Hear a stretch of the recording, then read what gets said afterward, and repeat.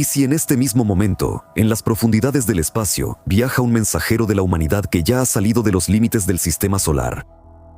Fue lanzado ya en el siglo pasado, pero hasta ahora sigue enviando señales a la Tierra.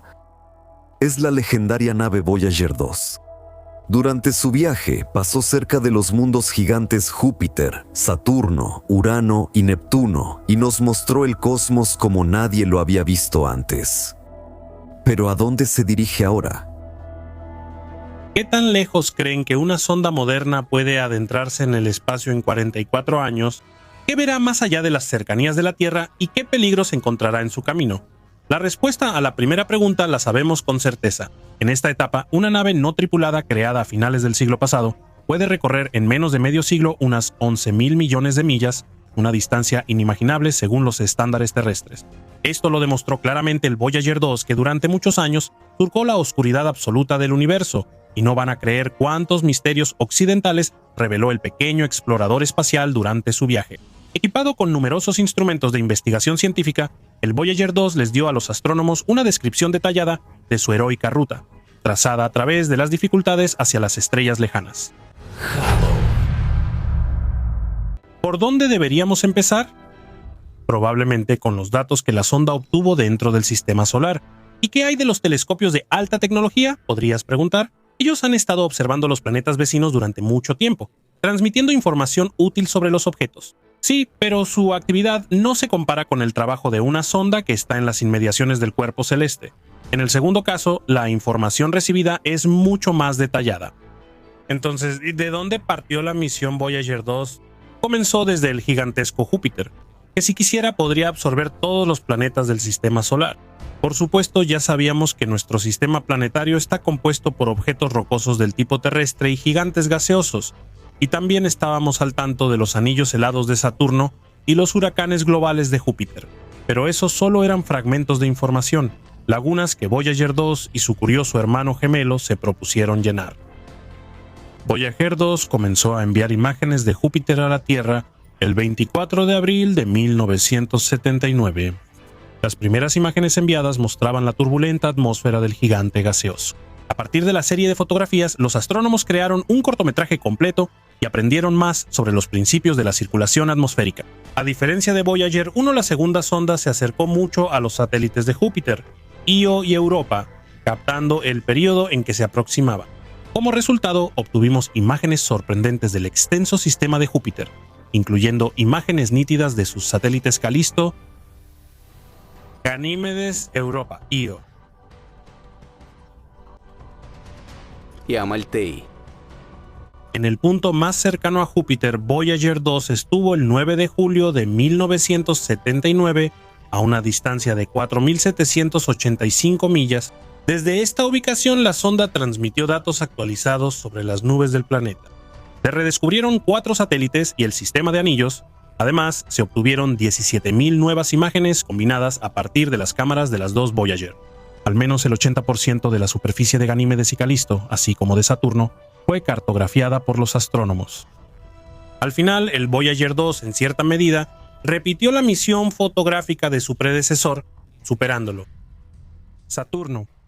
El encuentro de la sonda con el sexto planeta del sistema solar tuvo lugar el 22 de agosto de 1981, 2 años después de que la nave dejara Júpiter y enviara a la Tierra la primera imagen del satélite de Saturno, Cápeto. Cuando el Voyager 2 pasó cerca de Saturno, se confirmó que el grosor de sus anillos es de aproximadamente 980 pies, pero este es un promedio muy general, ya que en algunos lugares este parámetro alcanza solo entre 10 y 100 metros. Durante el tiempo que estuvo cerca del planeta, la sonda atravesó los anillos de Saturno a una velocidad de 8 millas por hora. Esto sucedió muy rápido, en cuestión de segundos.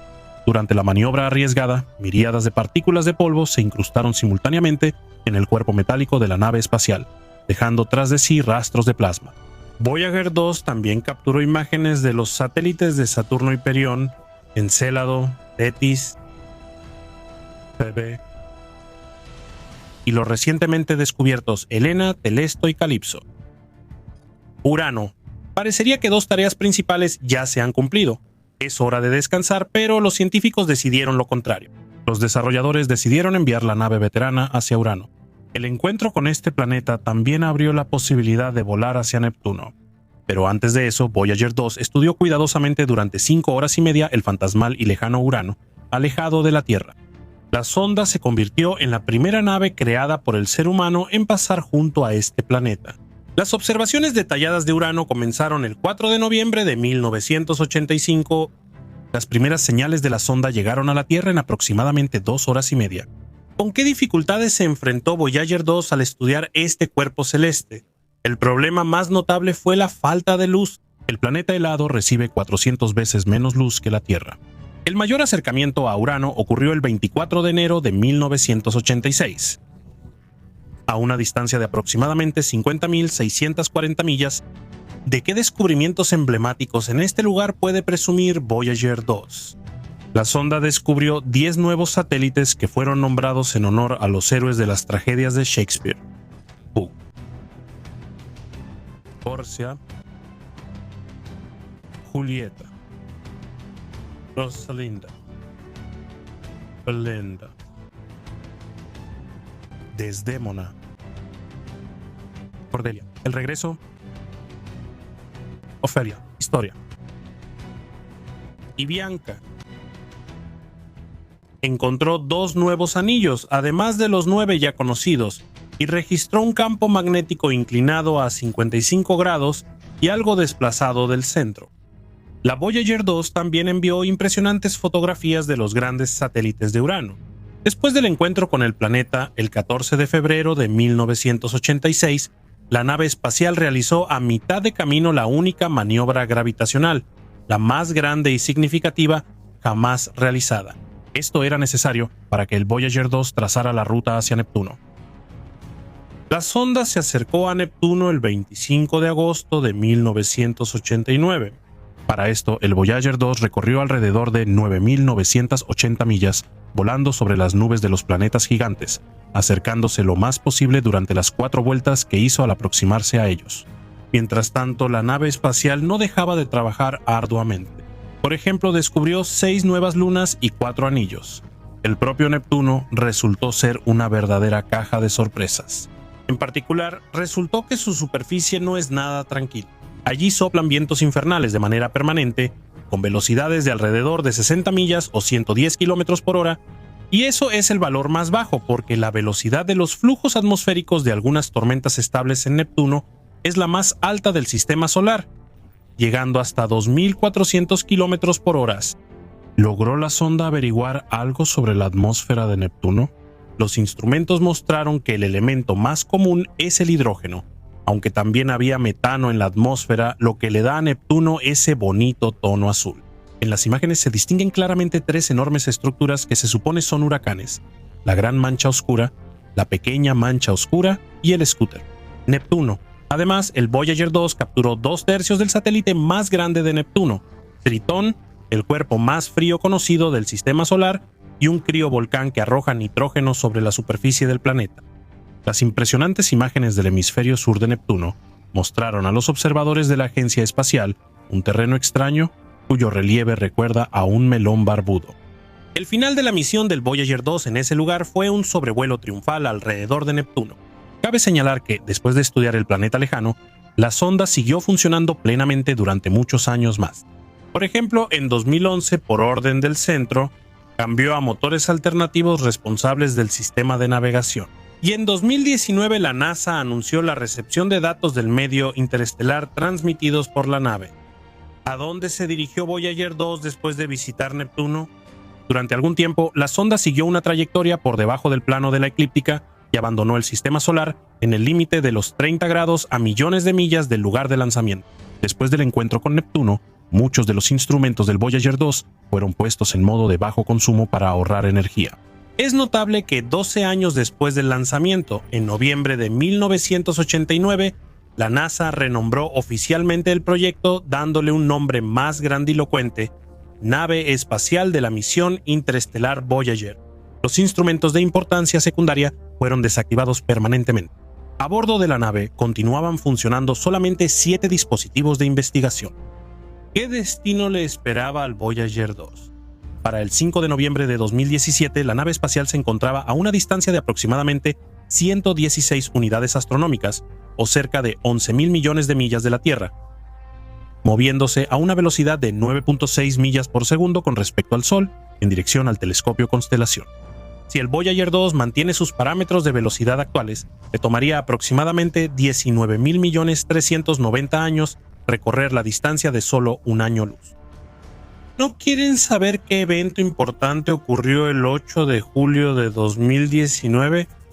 Ese día, por orden del centro, el Voyager 2 activó con éxito los instrumentos de corrección de trayectoria de maniobras que se utilizan para controlar la nave espacial en el futuro previsible. Luego, el 28 de octubre de 2020, la NASA restableció la comunicación con el Voyager 2, que se encontraba a más de 11.6 mil millones de millas de la Tierra. Ahora la sonda se encuentra fuera de la influencia del Sol en el medio interestelar. Por cierto, para quienes no lo sepan, les informo que la misión original del Voyager fue diseñada para implementar un programa llamado Grand Tour, que implicaba un gran viaje por los planetas del sistema solar.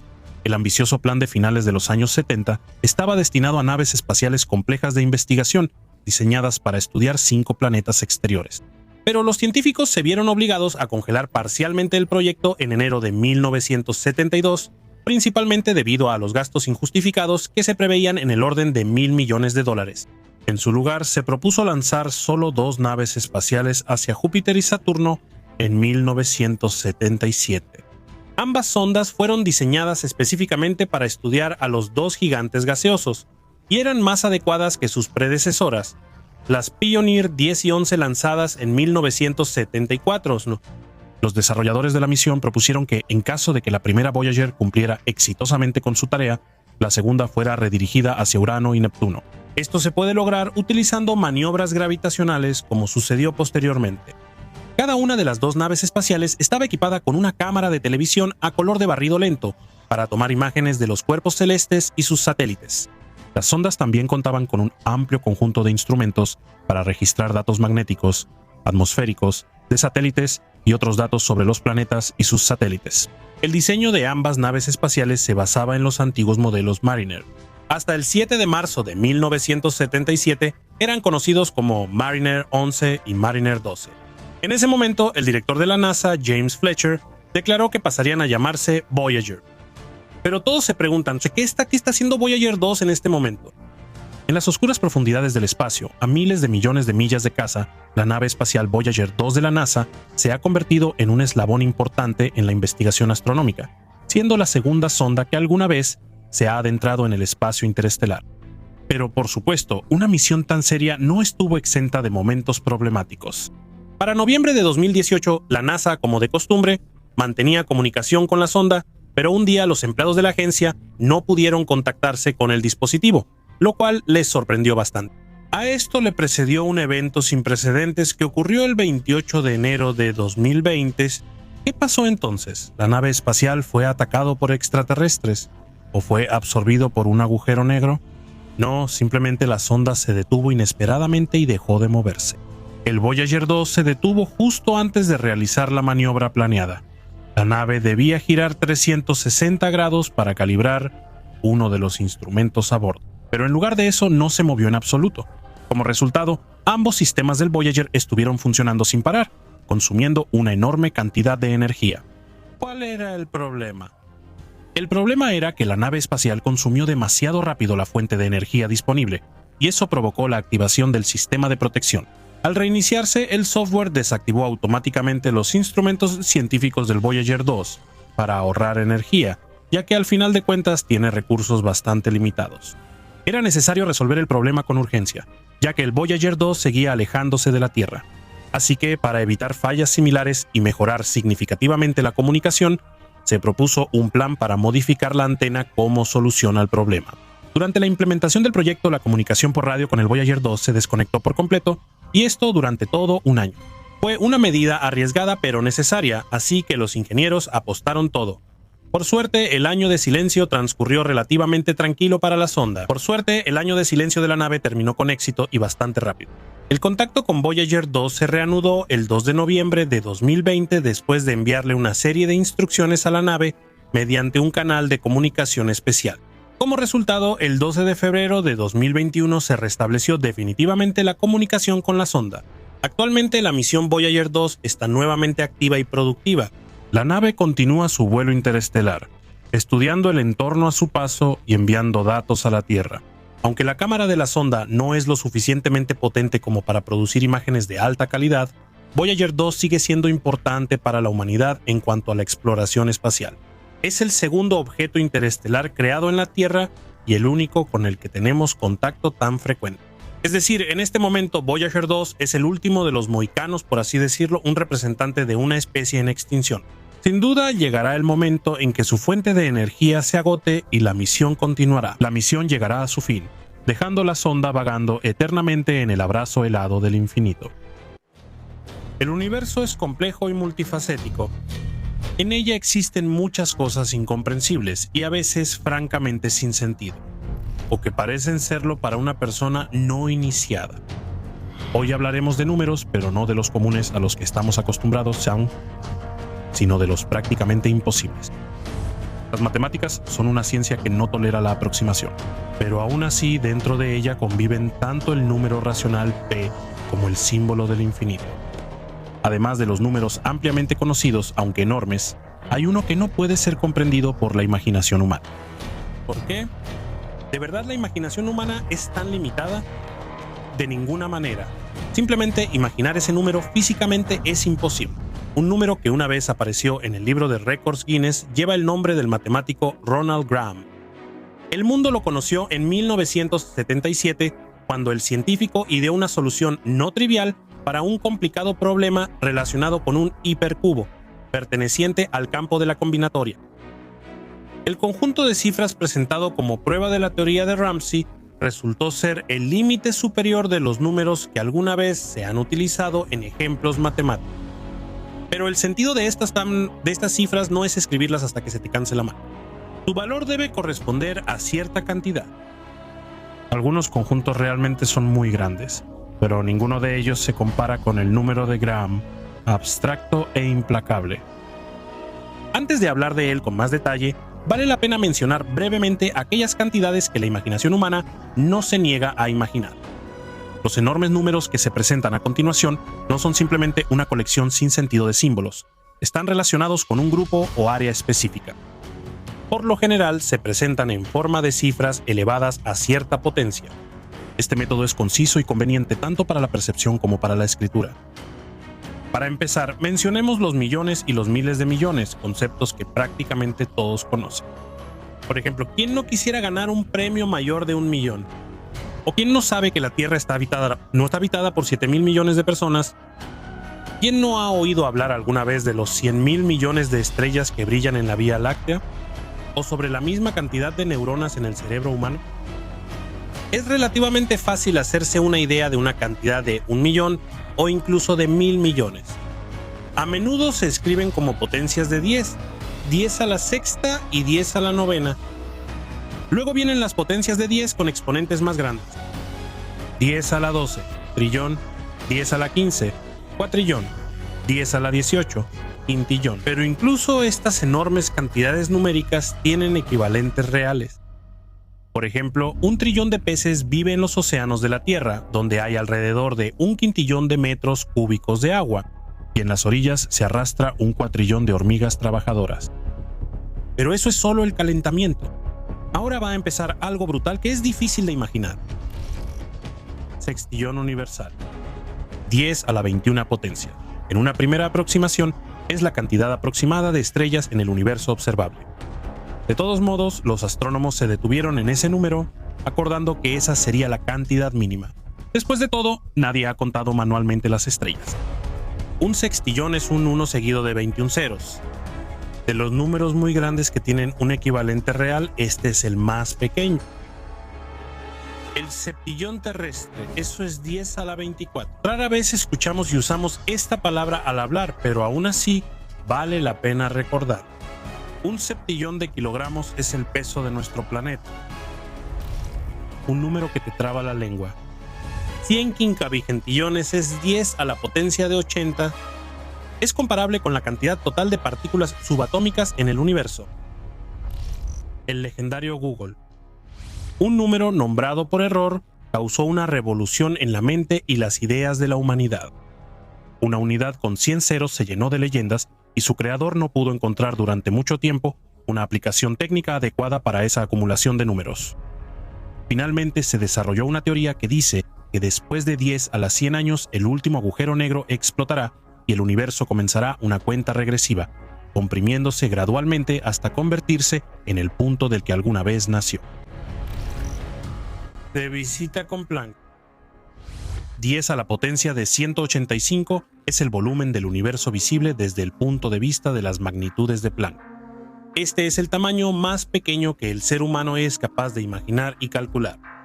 Lo mismo se puede decir del propio número. Aquí es donde terminan las posibilidades de nuestra imaginación.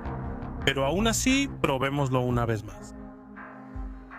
La teoría de cuerdas. 10 a la potencia de 500 es el número de posibles universos si creemos en la compleja y difícil de entender teoría de cuerdas. Después de eso, todos son enredos matemáticos. El reino de los monstruos numéricos, al verlos, uno quiere exclamar: ¿de verdad que se están burlando de nosotros? Y sin embargo, existen números mucho más grandes que los mencionados. Aún así, a pesar de ser cantidades bastante abstractas, representan algo. Excepto quizás el Google. Es simplemente un número bonito y popularizado, 10 a la potencia de un Google. Por ejemplo, el enorme pero útil número de Mersenne. Por el momento se conoce su límite. El número primo más grande que solo es divisible por 1 y por sí mismo. Es igual a 2. 3.112.609 minus 1. Eso es casi 13 millones de dígitos. ¿Puedes imaginarte algo así? O aún más aterrador, el titán numérico, el número de Skews. Este representa el límite superior para un problema matemático y es igual a 10 elevado a 10 elevado a 10 elevado a 963. En comparación con él, incluso el Googleplex queda rezagado en la retaguardia. Y así finalmente hemos llegado al verdadero monstruo matemático, el número de Graham. Esta es la frontera inquebrantable de las posibles soluciones de aquel problema del hipercubo que mencionamos al principio del video. Para explicar cómo surgió, debemos recordar la notación de flechas de Knuth, que se utiliza para escribir números extremadamente grandes. La esencia del método consiste en agregar flechas verticales en lugar de potencias escalonadas. Por ejemplo, 3 flecha vertical, 3 es igual a 3 a la potencia de 3, es decir, una flecha representa la potenciación. Luego, al agregar otro 3, 2 flechas 3, la expresión se verá así: 3 con 2 flechas TR, es decir, 3 a la 27, o 7.625.597.484.987. No es tanto, dirán ustedes. Esperen, pronto serán 100 veces más. Por ejemplo, Pisante 3 plus 3 o G1 forma una torre de treses de una altura de 7 billones. Si la extendemos en el espacio, ese camino fácilmente llegaría hasta Marte. Y fíjate, esto no es el número en sí, sino solo la acumulación de potencias. Solo 5 3 de esta torre cubren por completo el Googleplex, y los primeros 10 centímetros de esta monstruosa acumulación dejan perplejas a todas las computadoras existentes en la Tierra. Más allá solo hay vacío e ignorancia. Con esto ahora tendremos que vivir. Las flechitas se multiplican hasta 100 o más. La torre de exponentes crece, pero esto sigue siendo G1. Luego sigue G2, donde la cantidad de flechas de Knuth será equivalente al número G1, y así capa por capa. Cada capa anterior es numéricamente igual a la cantidad de flechitas en la siguiente. Hay 64 de estos G en el número de Graham. Si esperas ver otro septillón de sextillones como resultado, te vas a decepcionar. Este monstruo no tiene una notación numérica. Se representa usando una fórmula.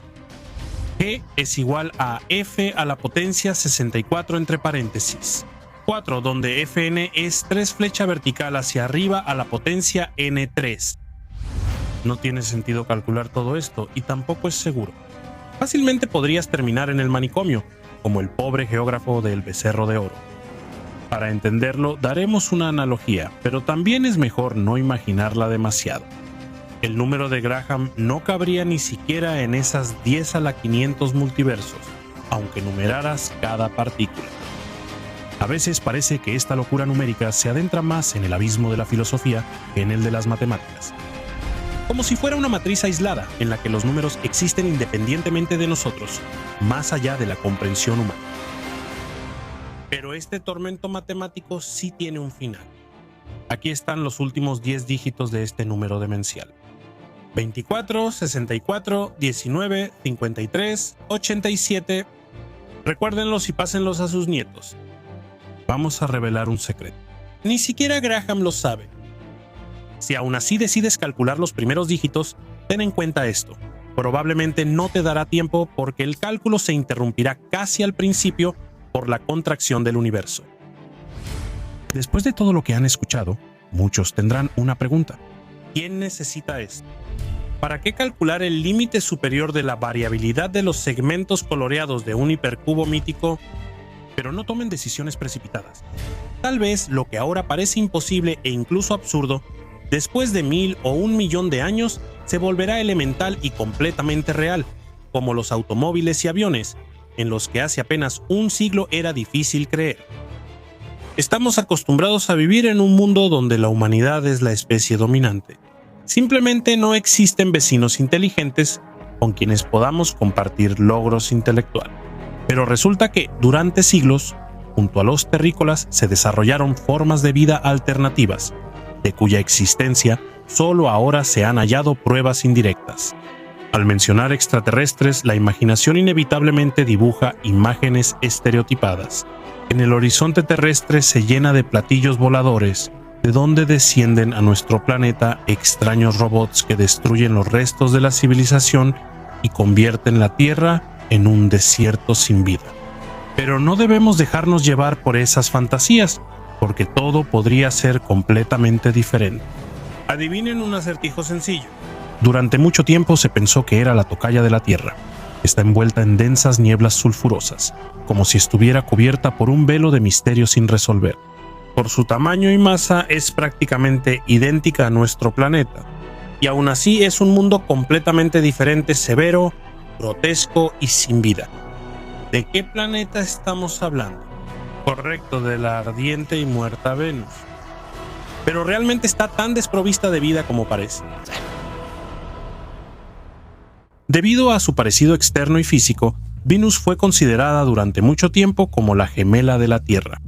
Los científicos estaban seguros de que bajo su capa de nubes crecían fragantes jardines paradisíacos y brillaban lagos de superficie espejeante.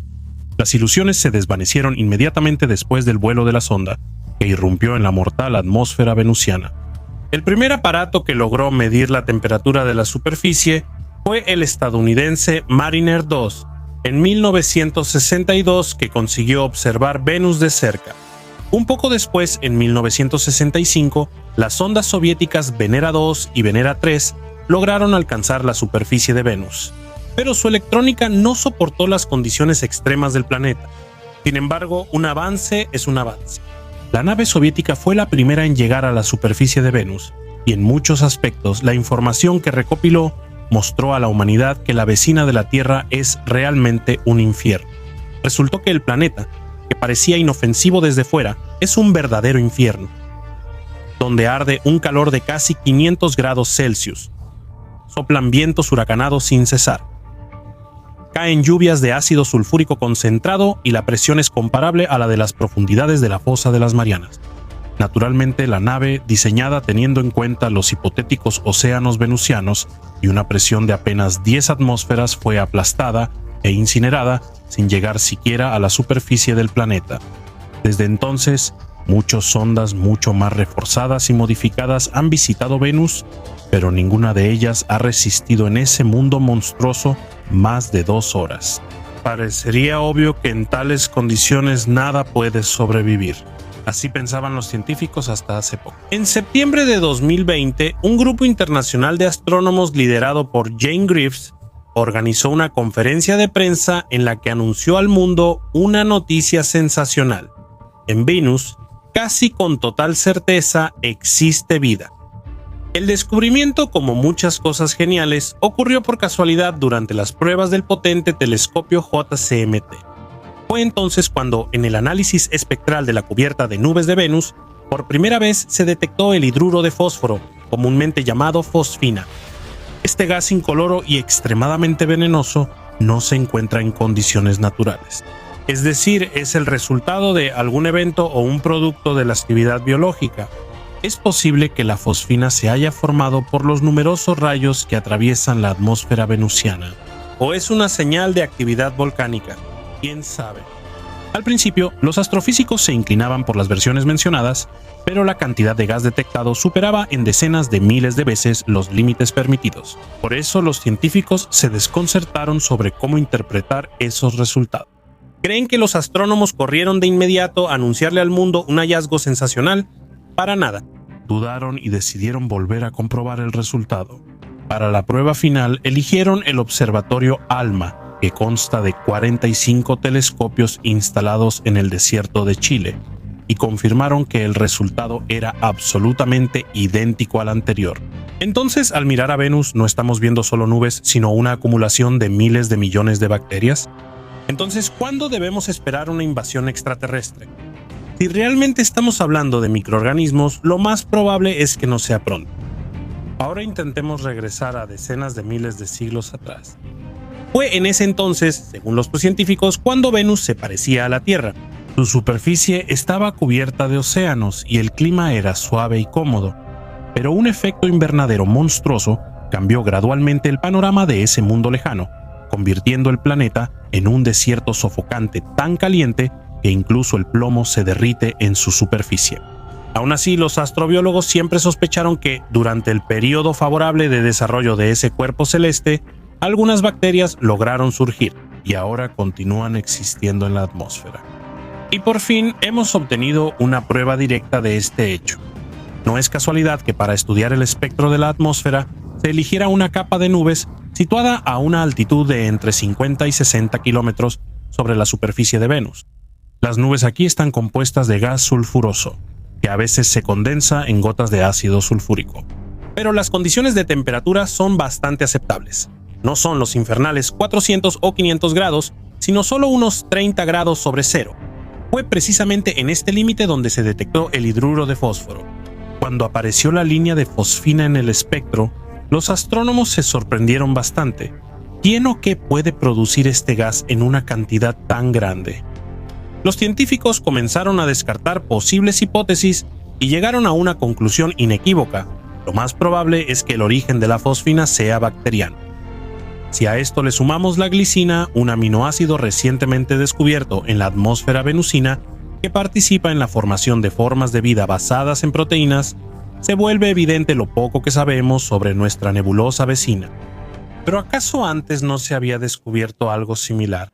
Sí se había. Y de hecho algo mucho más significativo que los resultados de la actividad vital de insignificantes bacterias anaerobias. Durante el análisis de antiguas imágenes panorámicas de Venus, tomadas por sondas conocidas como Venera 9 y 14, los científicos notaron objetos extraños, incluso les dieron nombres por asociación, por ejemplo, escorpión o lagarto. Al hacer el máximo acercamiento se pueden ver claramente en la foto. En total, los astrónomos contaron 18 criaturas exóticas. Es notable que se pueden distinguir fácilmente de los fragmentos geológicos del suelo.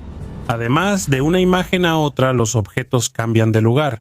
Podrían ser formas de vida que funcionan con principios bioquímicos desconocidos para nosotros. El primero en notar a estas criaturas desconocidas para la ciencia fue Leonid Xenfomoliti en 2012. El doctor en ciencias físico-matemáticas, al procesar las imágenes, llegó a la conclusión de que se trataba precisamente de objetos biológicos, aunque se movían extremadamente lento.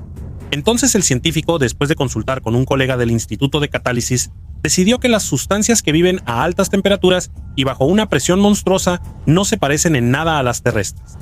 En el mantenimiento de la actividad vital interviene una química distinta. El carbono es reemplazado por nitrógeno, por lo tanto, los objetos mencionados no tienen la menor relación con el mundo de las proteínas. Muchos astrónomos discuten las conclusiones del profesor Xenfomoliti. afirmando que los fragmentos mencionados no se mueven por sí mismos en absoluto. Todo es culpa del viento que sopla constantemente en la superficie de Venus. No todos están de acuerdo con esto. Incluso teniendo en cuenta la densidad de la atmósfera del planeta, la velocidad del viento no puede considerarse suficiente para mover objetos de ese tamaño. Sin embargo, volvamos a la realidad actual. ¿Tienen los científicos suficientes razones para creer que las nubes de Venus están llenas de bacterias? De hecho, considerando que se han descartado todas las opciones posibles, se puede confiar en el análisis espectral. Más aún, el fenómeno de la existencia de vida en Venus se ha discutido durante décadas, incluyendo la posibilidad de formas biológicas alternativas concentradas precisamente en las capas superiores de la atmósfera. En varias ocasiones se ha hablado sobre la terraformación del planeta, pero casi nunca las teorías han tratado sobre su superficie. La colonia hipotética siempre se ubicaba en las nubes de Venus. Entonces, ¿por qué no podrían vivir ahí los microbios locales? En la atmósfera densa están protegidos de la radiación ultravioleta. Además, el régimen de temperatura ahí es bastante aceptable, sin extremos infernales. Solo una misión espacial podrá confirmar o refutar esta suposición. La fecha más próxima para el lanzamiento de Venera D es el año 2026, pero puede posponerse por varias razones hasta el 2031. Una de las tareas prioritarias de la misión es la búsqueda de vida en el planeta y en sus alrededores. Se planea integrar un microscopio fluorescente en el aerostato que será lanzado a la capa de nubes de Venus para detectar compuestos proteicos en las muestras de la atmósfera. Eso es básicamente todo el revuelo. Nada de esferas de Dyson, ni cerebro de Boltzmann, ni civilización de tipo 3 con su demonio de Laplace y viajes por el multiverso. Y aún así, el hecho de que existan formas de vida en Venus, un lugar absolutamente inhóspito para ello, es una noticia asombrosa. Y si se suscriben a nuestro canal y le dan like a este video, las noticias cósmicas seguramente llenarán su vida de un sentido fascinante. En nuestro canal solo lo mejor. Pero lo más importante, gracias a una misión costosa en todos los sentidos, la humanidad aprendió más sobre los mundos que rodean la Tierra. Si te interesaron las historias sobre planetas lejanos, visítanos más seguido. Todavía tenemos muchas cosas interesantes por delante. Si quieren que esto siga así, juntemos 20,000 grandes likes electrónicos en este video y un nuevo episodio mega genial saldrá en el canal de inmediato. Así que no pierdan la oportunidad, denle like a este video y el universo definitivamente les recompensará.